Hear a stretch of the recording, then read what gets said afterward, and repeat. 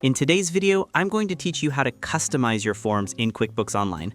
Whether you're looking to add a personal touch to your invoices or simply want to make sure your branding is consistent across all your documentation, I'll guide you through each step to make the process as smooth as possible. So let's dive right in. First, you'll want to fire up your computer and head over to QuickBooks Online. You can easily navigate to this by going to Into Intercom. Once the site is loaded, make sure you're logged in and you'll be presented with the QuickBooks dashboard. This is your home base for everything QuickBooks related. Now let's get to those settings. On the top right corner of your screen, you'll find the small gear icon. This represents the settings menu. Give that a click.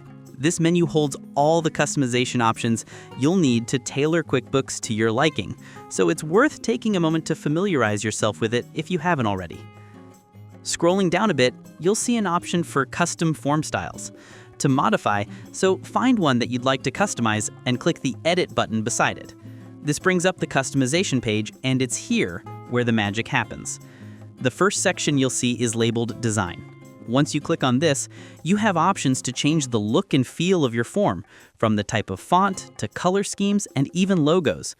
Giving attention to these details can leave a lasting impression on clients who receive your documents, highlighting your professionalism and brand identity. Having settled on a design, move over to the Content tab. In this area, you have the control to determine how information is displayed on your forms. Add in or remove fields based on what details you think are necessary to include for your specific business needs. Then head over to Emails. Here you can customize the message that accompanies your form when it's sent out to clients or customers. Personalizing these communications can enhance customer relationships and ensure clarity in your transactions. Finally, with all your customizations in place, click the Done button. This will save your changes and apply them to all future forms of this type, ensuring consistency throughout your communications. And there you have it. You've successfully customized your forms in QuickBooks Online.